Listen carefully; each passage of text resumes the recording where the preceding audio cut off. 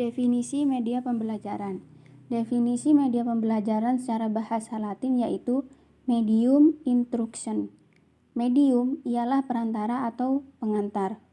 Instruction, proses interaktif antara guru dan peserta didik. Sedangkan menurut Superman 2004, media merupakan alat yang digunakan untuk menyalurkan pesan dan informasi dari pengirim pesan kepada penerima pesan. Dan sedangkan menurut Arsyad 2015, media pembelajaran adalah segala sesuatu yang dapat digunakan untuk menyampaikan informasi dalam proses belajar mengajar sehingga dapat merangsang perhatian dan minat siswa dalam belajar. Jenis media pembelajaran. Yang pertama yaitu media audio. Media audio adalah segala macam bentuk media yang berkaitan dengan indera pendengaran. Sumbernya ini biasanya berasal dari radio, audio, dan lain-lain. Yang kedua yaitu media visual. Media visual adalah media yang dapat menampilkan gambar media. Media ini berkaitan dengan penglihatan. 3. Media audio visual. Media audio visual adalah media yang memfungsikan antara pendengaran dan penglihatan. Dan yang keempat yaitu multimedia. Multimedia adalah media yang menggabungkan dua unsur atau lebih. Media yang terdiri dari teks, grafik, gambar, foto, audio, dan animasi. Klasifikasi. Yang pertama berdasarkan ciri dan bentuk fisiknya. Dan yang kedua berdasarkan unsur pokoknya. Ketiga berdasarkan penggunaannya.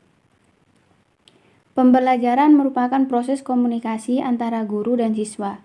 Sebagai sebuah proses komunikasi, biasanya pembelajaran seringkali dihadapkan dengan berbagai hambatan.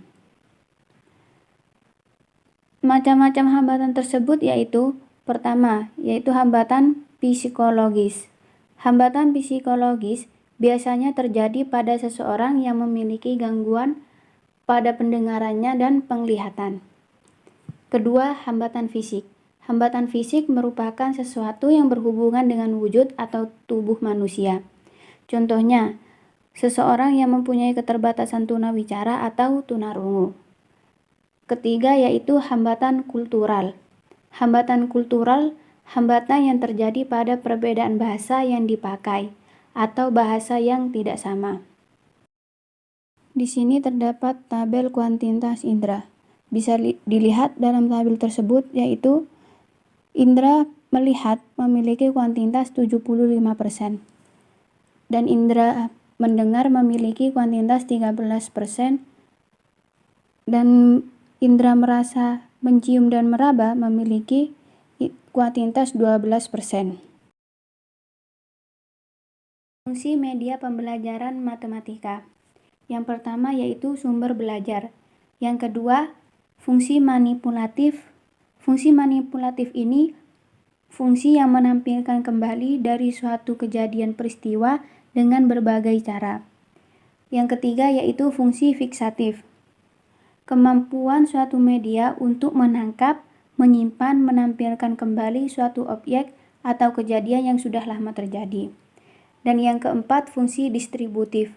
Fungsi distributif ini penggunaan satu materi, objek atau kejadian yang dapat diikuti oleh peserta didik dalam jumlah yang besar dan dalam jangkauan yang sangat luas, sehingga dapat meningkatkan efisien yang baik.